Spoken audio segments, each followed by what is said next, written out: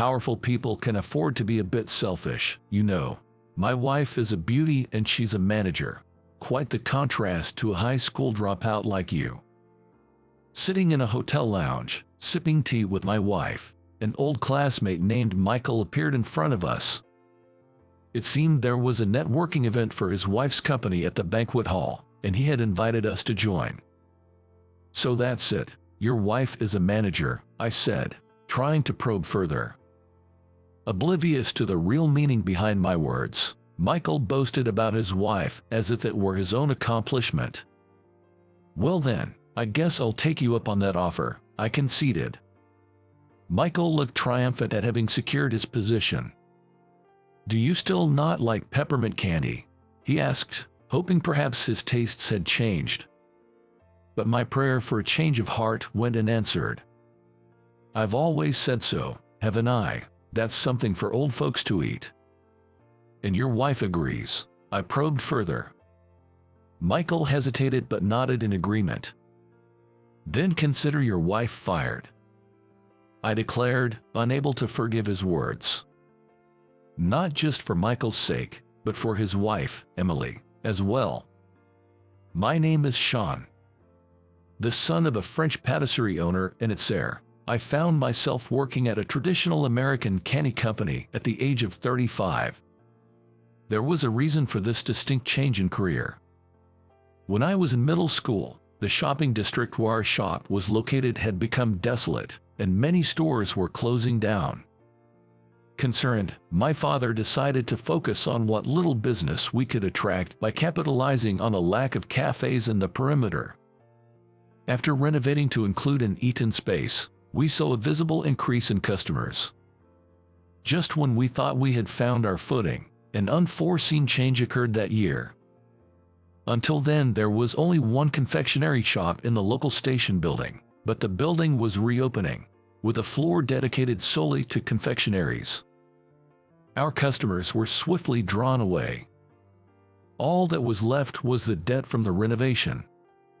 Customers were decreasing, and repaying the debt on sales alone was impossible. So when I was in my second year of high school, we had to close the shop. I'm thinking of dropping out of high school to work at a traditional American candy shop. You know how I've always said if I weren't the heir to the French patisserie, I'd want to work at a candy shop. While my desire to work in such a shop was genuine, I had always imagined doing so after graduating from college. My attempt to make the financial burden lighter was immediately sensed by my parents, who strongly opposed the idea. It's fine if you want to work at a traditional candy shop in the future, but dropping out of high school is out of the question. We'll manage somehow, so make sure you graduate, they insisted. I've already decided to drop out. When I first dreamed of being something other than a French pastry chef, I thought my dream would never come true. If I work at the candy shop, I can pursue my dream and help pay off the debt faster. It's all good, I argued. The discussion lasted over a week. Realizing my determination, my parents eventually gave in, and I dropped out of high school. I joined a company selling traditional candies as a part-time worker. Since then, the debt was fully repaid, and I even got married 5 years ago.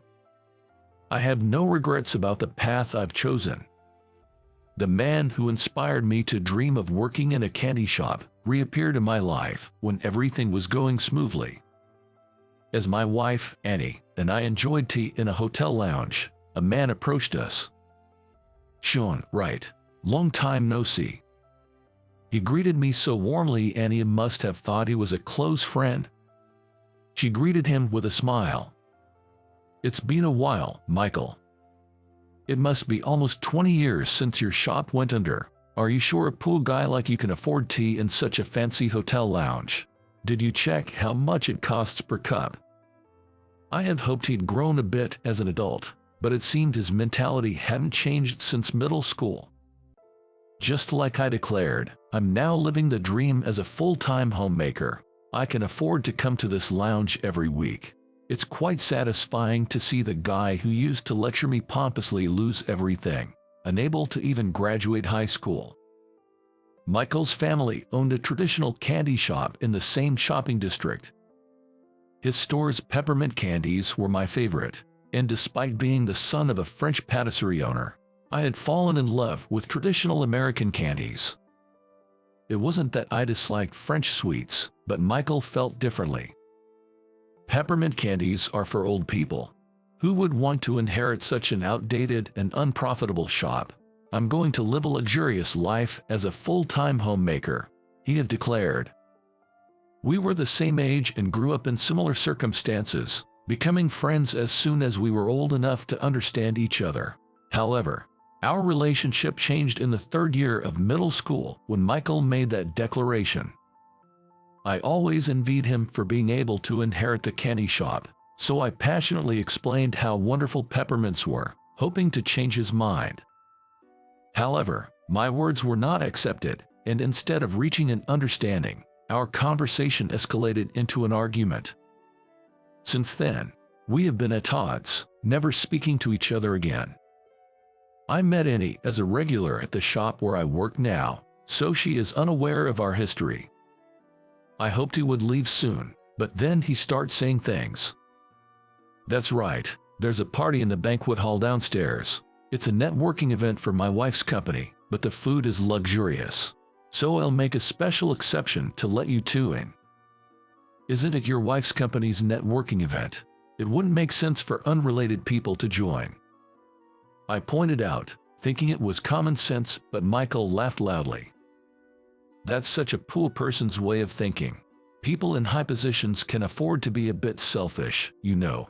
My wife is a beauty and in a managerial position. That's a mile away from a high school dropout like you. So that's it. Your wife is a manager, I realized. Then Michael glanced at Annie as if to say, unlike your wife, prompting me to stand protectively behind her. Annie works in a bookstore, a lover of books with a quiet personality. She's not good at handling harsh words. What's the matter? I haven't said anything about your wife yet. Anyway, my wife is an important person. Sneaking you two in is easy for me, he boasted. Well then, I guess I'll take you up on that offer, I conceded. Michael looked triumphant at having secured his position. All right, let's meet at the entrance of the venue. Just don't eat too much and embarrass yourself by getting sick, he warned. Annie looked up at me anxiously, but I reassured her, it's okay, and we spent the time until the event in the lounge. Hey, you're the ones that asked for this favor. Why am I here before you? This is why I hate people with a low education, no common sense. Michael greeted us with sarcasm as we arrived at the banquet hall. Sorry, we got delayed because we went to the bathroom, I apologized. Stomachache from nerves. This is why I dislike people not used to these places, he commented disdainfully. I apologized multiple times to Michael as we entered the venue. Once inside, Michael began to show off the venue nonchalantly. Look at this, a networking event in a grand banquet hall of a luxury hotel. Impressive, isn't it? Plush carpets, expensive furnishings, and all-you-can-eat food, he boasted. Despite thinking how he could act so important at an event not even hosted by his company, I listened to his explanations to avoid angering him. By the way, what does your wife do? I asked. Michael's expression twisted at my question. It's written at the entrance. She works for a traditional candy company that you might find in department stores, he reluctantly admitted. I knew he didn't want to say those words, but I pressed on. Despite you not wanting to take over your family's shop, your wife works for a traditional candy company, I pointed out. It doesn't matter. Michael snapped, trying to suppress his irritation by downing his champagne in one go. Do you still not like peppermint candy? I probed, knowing his wife worked in the traditional candy industry. I hoped, even slightly, that his opinion had changed, but my prayers went unanswered. I've always said so, haven't I? That's something for old folks to eat, not something for young, refined people like us, he insisted. And your wife thinks the same? I asked. Michael hesitated but nodded. Of course, he asserted. Then consider your wife fired, I declared. What? Michael was taken aback, then burst into laughter. What authority do you think you have? Are you drunk just from the smell of alcohol? He jeered. After laughing for a while, Michael seemed unsettled by my serious expression. Hey, what's wrong? Is your stomach still upset? He inquired. I couldn't forgive Michael's words. Even for the sake of Michael's wife, Emily. What's all this noise about? Emily, look, this is my classmate. Attempting to ease the tension, Michael introduced his wife to us.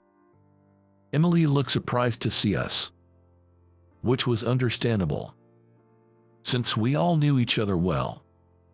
You were classmates with President Smith, she asked. President Smith, what kind of joke is that? Not fully grasping the situation, Michael was replaced by Emily in receiving an explanation of our history. It's been about 20 years since we last met. We just happened to meet in a lounge and were invited to join the networking event, I shared. So it was a surprise reunion, and you kept being a president a secret to surprise us. My husband always talks big when he gets carried away, but at heart, he's a coward, so please forgive him, Emily admitted. That side of Michael, I was all too familiar with. Smiling at Michael, who seemed fearful of being exposed in front of his wife, I reassured him. It's time for the speeches. I have to make my way to the stage. Emily watched her husband with curiosity as he dramatically shrugged his shoulders. When it was time for the speech, I took the stage in the venue. Thank you all for gathering here today. Being able to host such a large networking event is only possible thanks to the hard work of all our employees. I began, acknowledging the many employees and Emily, Michael's wife. About 10 years ago, when Emily and I were in the product development department, the company was on the brink of failure. Reminiscent of the atmosphere surrounding my family's French patisserie. Emily, who loved candies and joined this company for that reason, felt the same way. If our company were to fail, traditional candies might disappear altogether. Let's create candies that can change the world. Emily's passionate words bewildered our colleagues, but I was the only one who agreed with her. I think so too. We must stand firm for the sake of the confectionery industry, I declared. We spent our days off visiting traditional candy shops, planning new products essential for the company's revival. After much trial and error, we developed a peppermint candy targeting younger consumers, making it visually appealing, offering a variety of colors, and enhancing online sales. As a result, the product became popular on social media, leading not just to a recovery in performance but also to recording the highest sales ever. This success led to the opening of a peppermint specialty store, and we had regulars like Annie visiting several times a week. Recognized for our achievements, the president at the time asked me to become the new president and bring a new breeze to the confectionery industry. Many still think of peppermint candies as something only the elderly eat, but let's work together to change that perception. From the stage, I could clearly see everyone's faces. Of course, I didn't miss Michael looking away with an awkward expression. After finishing the speech, I received a paper bag from my secretary and returned to Michael. Would you try this? I asked. I offered the candy developed by Emily and me.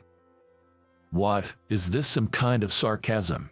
I won't eat that, Michael retorted, attempting to throw the bag on the floor, which I quickly caught. Seeing me act proud, you must have laughed inside, right? How did a high school dropout like you become president? Maybe she's the president's daughter. No, such a plain woman couldn't possibly be.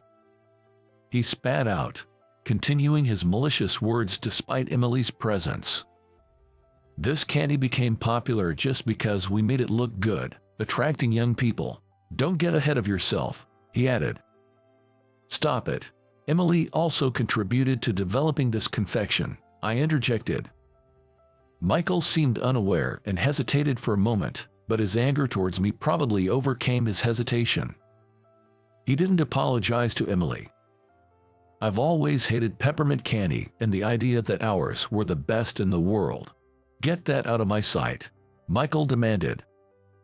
Ignoring Michael's words, I tore open the packaging and opened the box right in front of him. Don't you feel anything seeing this? I asked, revealing the candy. Seeing the candy that came out of the package, Michael was dumbfounded. What is that? They're exactly the same, Michael said, surprised. The best-selling peppermint candy among our products is the green-colored one. It was the signature product of Michael's family shop. Did you become popular by copying someone else's product? I'll spread the truth on social media right away. This company is finished, he threatened. Everyone already knows, even if you don't spread it, while our other peppermints are our original creations. This green one is officially announced as a recreation of the signature product from a traditional candy shop that had closed down, I explained. It wasn't just my family's shop that had closed. Michael's family shop also faced difficulties and closed when we were just over 20 years old. When developing new products, I remembered those peppermints and wanted to bring them back so many people could enjoy them again. So, I got permission from Michael's parents and recreated it. The soothing yet mild taste, offering a gentle sweetness, became popular mainly among young women because it's so deliciously easy to eat. Just try one, I suggested. I brought the candy to his lips and Michael, albeit reluctantly, accepted it. He slowly put it in his mouth. The taste is exactly the same, he noted. I thought to myself, it's been about 15 years since the shop closed, yet he recognizes it as the exact same taste, but I didn't say it out loud. Of course, it should be. We worked really hard to replicate the exact flavor with machinery. It would be a problem if it wasn't the same, I said, emphasizing the effort put into recreating the taste. I deliberately asked Michael, who had become quiet. Weren't peppermints supposed to be something only old people eat? If so, isn't it strange that a peppermint, which has been around for decades, is most popular among young people? Just a coincidence, maybe, Michael retorted. Emily, remembering the words I had said during the speech, glared at Michael as if to say, were you the one who said that? Emily is as proud of her work as I am. Witnessing his wife's anger, Michael said he had a stomach ache and needed to go home, then ran off. I apologize for my husband's rude behavior. We will have a thorough discussion at home, Emily said. Her commanding smile making it intimately grab the hem of my jacket. Is he going to be okay? Annie wondered. I don't think so, but it's the result of his actions, so it can't be helped, I responded. I was truly grateful for my wife's gentle nature. After much deliberation, I called Emily to the president's office a few days later. Is this about the networking event? I was planning to apologize again, she began. It is about the event, but I was wondering how Michael is doing. Is he okay? I asked cautiously. Emily, looking relieved, simply answered, he's left. So, they seem to be filing a divorce. Knowing Emily's deep love for traditional candies, I imagined her anger was substantial, but I hadn't expected a divorce in just a few days. So, it seems like I caused your divorce. I'm sorry. Let me know if there's anything I can do to help, I offered. We didn't divorce, she clarified. Emily happily explained what had happened. Despite saying he hated peppermints, Michael didn't actually dislike them. Once, feeling guilty about always asking him to take out the trash, Emily decided to do it herself and found an old candy box at the bottom of the trash bag. Since Michael was the one doing the housework, he thought he had hidden his secret well. He actually wanted to work with candies, but couldn't tell his parents due to his adolescence. In that time the shop closed and he had to give up on the path of a traditional candy maker, she revealed. After confirming his true desire to pursue a career in candy making, Emily persuaded an acquaintance to allow Michael to train with him. He said he would take care of him if he was serious about learning candy making as a live-in apprenticeship, she said, and Michael immediately became an apprentice. Now, he's being strictly trained by a craftsman with a strong work ethic from morning till night. Please visit if he ever opens his own shop. He says he wants to have one someday, she requested. It looks like we've got a formidable rival. We had to continue working hard without complacency. Leave it to me, I'll beat him thoroughly. Despite it being her own husband, our head of planning and development showed no mercy. Years after the networking event, Annie and I visited a certain shop for inspection. It was the shop Michael had opened after completing his apprenticeship. Annie, who usually doesn't talk much but goes on about candies non-stop, was excitedly peeking into the shop. She was originally a regular at our peppermint specialty shop, and we became close after I noticed her frequent visits and struck up a conversation, eventually leading to marriage. I nostalgically remembered how she looked back then. It's surprisingly traditional looking for a candy shop, isn't it? Annie commented, contrary to what I had expected from Michael, who I thought would opt for a modern, stylish design, but the shop had a quaint appearance. I wondered if mentioning it resembled his family's candy shop would upset him. We can go inside now. I noticed, as Michael's shop, specializing in peanut candies, was popular enough to have lines form before opening and sell out before closing, especially on weekends. Finally, it was our turn, and inside, over 20 types of peanut candies were displayed in the showcase. While many were designed with young consumers in mind, focusing on appearance, Michael's dedication was evident in the variety, including candies distinguished by the origin of the peanuts. As we deliberated over which to choose, Michael, who came to replenish the products, caught my eye. "Why are you here?" he asked.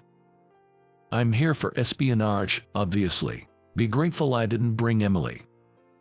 I joked, as Emily had decided not to enter this shop, thinking her advice would be unwelcome. She had asked me to just buy some souvenirs today. Mentioning Emily's name seemed to prevent Michael from making any careless remarks, and he silently continued his work.